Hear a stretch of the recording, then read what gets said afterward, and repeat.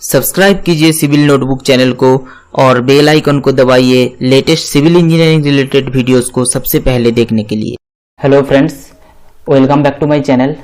Friends, आज की lesson में हम लोग डिफरेंट टाइप्स ऑफ क्रैक्स के बारे में बात करेंगे।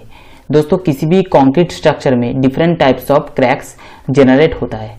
दोस्तों, क्यों ये क्रैक्स जनरेट होता है, इसके पीछे रीजन क्या है, कैसे हम लोग इस क्रैक्स को कंट्रोल कर सकते हैं, ये क्रैक हार्मफुल है या नहीं है, तो इसके बारे में डिटेल्स में हम लोग इस लेसन में बात करेंगे। दोस्तों, इस लेसन को देखने के बाद आप लोग किसी भी क्रैक को देख के आसानी से आइडिया लगा सकते हैं कि ये क्रैक क्यों जनरेट हुआ है। सो फ्रेंड्स, बिना देर किए स्टार्ट करते हैं आज की लेसन को। All structure will develop some cracks, both structural and non structural. दोस्तों, सब कॉन्क्रीट स्ट्रक्चर में आपका क्रैक्स जनरेट होता है। अब इन क्रैक्स टू टाइप्स की होता है, एक तो है आपका स्ट्रक्चरल क्रैक्स और दूसरा है आपका non structural cracks. Okay, most of them are just non essential and no need to worry about that. दोस्तों, किसी भी क्रैक को देखने के बाद हम लोग बहुत ज्यादा वरीड हो जाते हैं, बट इनमें से ज्यादातर जो क्रैक्स है वो आपका नॉन एसेंशियल है, इसको हम लोग इग्नोर कर सकते हैं। But some cracks may an indication of a larger problem underneath and can be corrected. But कुछ क्रैक्स ऐसा भी है जो आपका बहुत बड़ा प्रॉब्लम की एक इंडिकेशन हो सकता है और इनको करेक्ट करना भी चाहिए। ओके, अब फ्रेंड्स बात करते हैं नॉन स्ट्रक्चरल क्रैक्स के बारे में। The non structural cracks occurs due to many reasons. Okay, so इन रीजन्स में क्या क्या हो सकता है? क्रीप हो सकता है, प्योर क्योरिंग हो सकता है, वेजिटेशन हो सकता है, ट्रीज के वजह से हो सकता है, सेटलमेंट के वजह से भी आपका हो सकता है। तो ये है आपका नॉन स्ट्रक्चरल क्रैक्स की reason and are classified depending on the width of the crack. अब दोस्तों, जो नॉन स्ट्रक्चरल क्रैक्स है इसका विड्थ अनुसार हम लोग इसको 3 टाइप्स में डिवाइड कर सकते हैं। पहला है देखिए थिन क्रैक्स, इसका विड्थ देखिए 1 मिलीमीटर से कम है। दूसरा है देखिए मीडियम क्रैक्स, इसका विड्थ 1 से 2 मिलीमीटर के अंदर है। एंड तीसरा है आपका वाइड क्रैक्स, देखिए इसका विड्थ 2 मिलीमीटर से ज्यादा है। अब दोस्तों बात करेंगे cracks due to corrosion of reinforcement. दोस्तों, कंक्रीट में हम लोग जो रेनफोर्समेंट यूज करते हैं उसकी कोरोशन के वजह से जो क्रैक्स डेवलप होता है उसके बारे में बात करेंगे। In most of the cases the damages of concrete is due to corrosion of reinforcement. Corrosion process in concrete begins with penetration of various aggressive agent. Low permeability is the key to solve this problem. दोस्तों, ज्यादातर जो concrete है इनमें cracks develop होता है corrosion of reinforcement की वजह से। दोस्तों, ये मान लेते हैं एक कंक्रीट स्ट्रक्चर है। ओके, अब दोस्तों इसके अंदर हम लोग रेनफोर्समेंट ऐसे डाल दिए हैं। अब दोस्तों, जैसे ही कंक्रीट के अंदर water and other aggressive agents इसके अंदर एंटर करता है, फिर जो रेनफोर्समेंट है उसको करोड कर देता है, तो इसके वजह से क्रैक्स डेवलप होता है। ओके, अब दोस्तों इससे बचने की एक ही उपाय है, कंक्रीट की परमेबिलिटी जितना आपका कम होगा वाटर एंड एग्रेसिव एजेंट उसके अंदर मिनिमम एंटर करेगा, तो इसके वजह से हम लोग कोरोशन को भी मिनिमाइज कर सकते हैं। Concrete permeability depends upon water cement ratio, curing and correct compaction. अब दोस्तों, कंक्रीट की जो परमेबिलिटी है ये डिपेंड करता है वाटर सीमेंट रेशियो के ऊपर, कैसे हम लोग क्योरिंग किए हैं कंक्रीट को इसके ऊपर, एंड सही तरीके से हम लोग कंक्रीट को कॉम्पैक्ट किया है या नहीं इसके ऊपर डिपेंड करता है।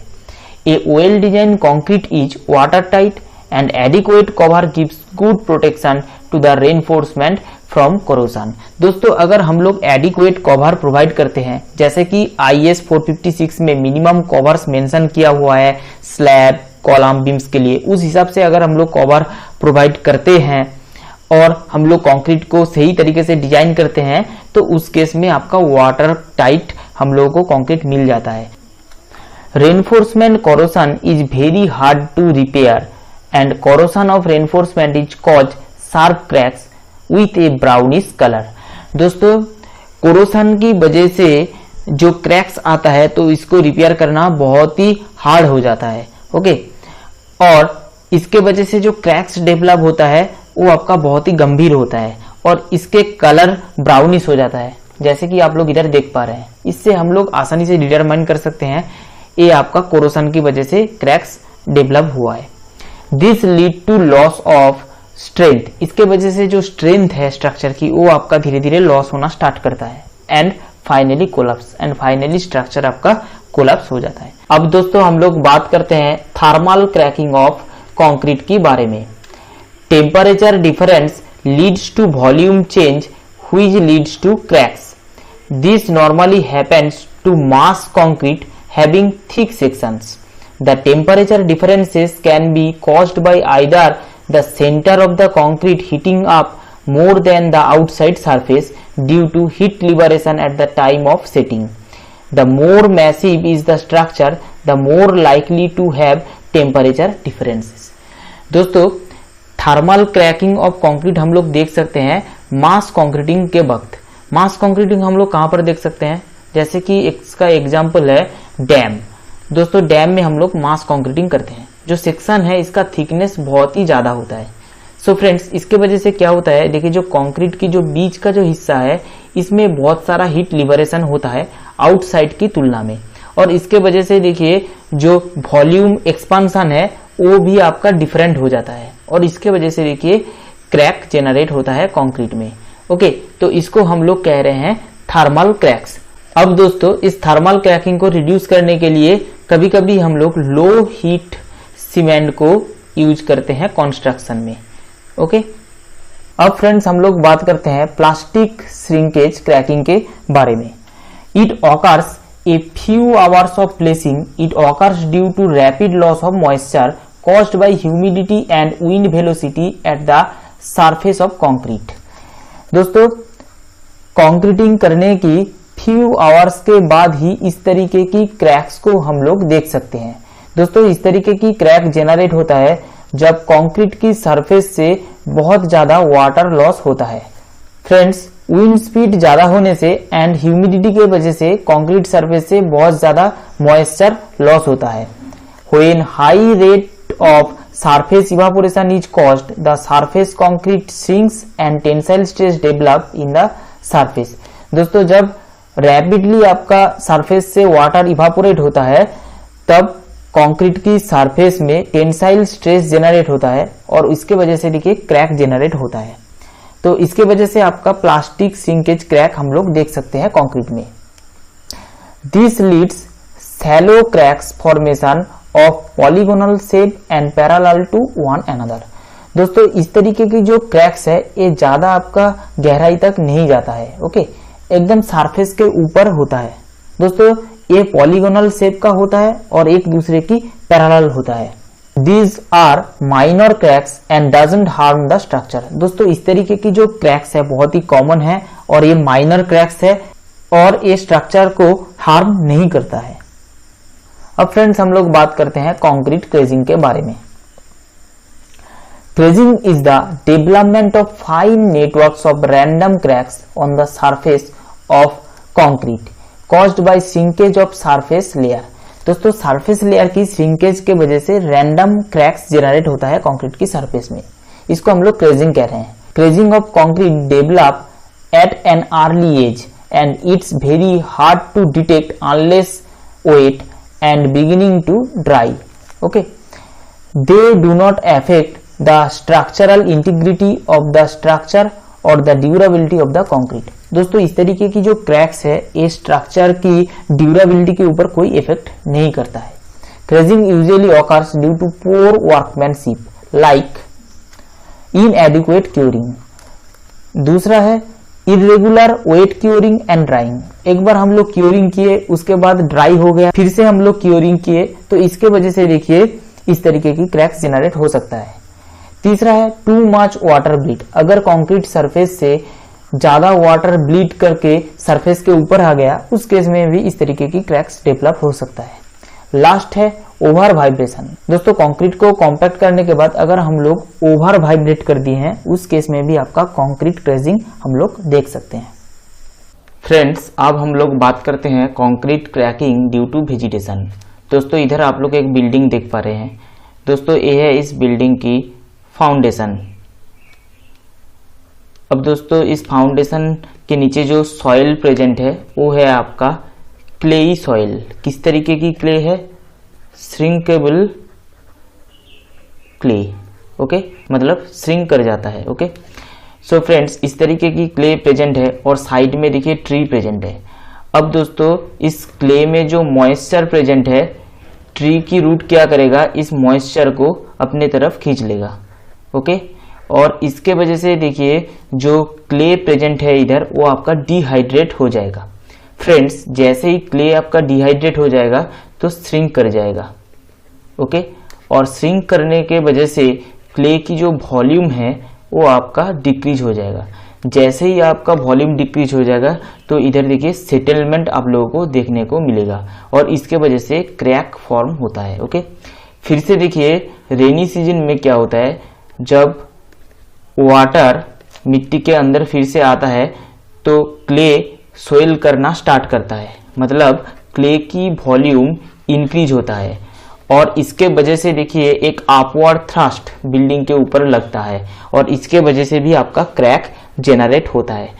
इसको छोड़ के भी कभी कभी आप लोग देख सकते हैं जो ट्री की रूट्स है डायरेक्टली जो बिल्डिंग है उसको डैमेज कर सकता है। Okay, when the soil under the foundation building happens to be shrinkable clay, cracking in walls and floors of the building can occur either due to dehydrating action of growing roots on the soil which may shrink and cause foundation settlement, or due to upward thrust on a portion of the soil had been dehydrated earlier by roots cells up on getting moisture from some source such as rain, जो मैंने अभी बोला है। Okay दोस्तों, अब हम लोग बात करते हैं settlement due to poor bearing capacity of soil. दोस्तों देखिए इधर आप लोग एक बिल्डिंग देख पा रहे हैं। दोस्तों बिल्डिंग की जो लोड है वो फाउंडेशन के सहारे ग्राउंड में ट्रांसफर होता है।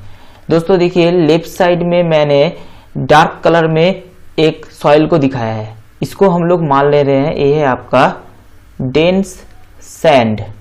ओके, और राइट साइड में देखिए मैंने लाइट कलर पे और एक टाइप की सॉइल दिखाया हुआ है, तो इसको हम लोग मान रहे हैं लूज सैंड। ओके, अब दोस्तों देखिए जैसे ही बिल्डिंग की लोड ग्राउंड में आता है, डेंस सैंड बिल्डिंग की लोड को कैरी कर लेता है, बट जो लूज सैंड है इसका बियरिंग कैपेसिटी कम होने के वजह से ये इस बिल्डिंग की लोड को कैरी नहीं कर पाता है। दोस्तों इसके वजह से लेफ्ट साइड में जितना सेटलमेंट होगा उससे ज्यादा सेटलमेंट आपका राइट साइड में होगा। इस डिफरेंशियल सेटलमेंट के वजह से देखिए बिल्डिंग में क्रैक्स जेनरेट होता है। दोस्तों इस तरीके की क्रैक्स हम लोग ज्यादातर रेसिडेंशियल बिल्डिंग में देख सकते हैं। दोस्तों जो बड़ा बिल्डिंग्स होता है उसका जो फाउंडेशन है उसको हम लोग अलग से डिजाइन करते हैं, बट जो छोटा रेसिडेंशियल बिल्डिंग है उसका फाउंडेशन हम लोग जनरल गाइडलाइन के अनुसार बना देते हैं, तो इसके वजह से देखिए बिल्डिंग में इस तरीके की क्रैक देख सकते हैं। ओके, अब दोस्तों इस केस में हम लोगों को अलग से फाउंडेशन के लिए डिजाइन करना है। Okay, sometimes soil cannot support weight और bearing pressure of the building foundation, this results in sinking of the foundation. To avoid this foundation have to be design according to the soil. Special type of footing are design for weak soils. This kind of settlement is mostly found in residential buildings because footings are designed based on general guidelines rather than the soil specification design. अब friends हम लोग बात करते हैं concrete cracking due to errors in structural designs. दोस्तों इस तरीके की क्रैक्स जेनरेट होता है स्ट्रक्चरल डिजाइन में एरर की वजह से। Lack of adequate contraction joint and improper design of foundation resulting in differential movement within the structure। दोस्तों अगर हम लोग एडिक्वेट कॉन्ट्रैक्शन जॉइंट प्रोवाइड नहीं किए हैं और इम्प्रॉपर डिजाइन किए हैं फाउंडेशन की, उस वक्त क्या होता है बिल्डिंग की जो डिफरेंट पार्ट्स होता है अलग से मूवमेंट करता है, इसके वजह से बिल्डिंग में क्रैक्स जेनरेट होता है। Corners provide a location for the concentration and therefore are the prime location for the initiation of cracks that's why we see cracks mainly on doors and window openings. दोस्तों इस तरीके की cracks को हम लोग corners में देख सकते हैं जनरली, और जो विंडो एंड डोर्स की ओपनिंग है इसमें भी हम लोग इस तरीके की क्रैक्स को देख सकते हैं। Properly anchor diagonal reinforcement is required to prevent this type of crack. इस तरीके की क्रैक को रोकने के लिए हम लोग को proper anchor diagonal reinforcement provide करना है। सो फ्रेंड्स, इस लेसन में इतना ही। Hope you understand this video.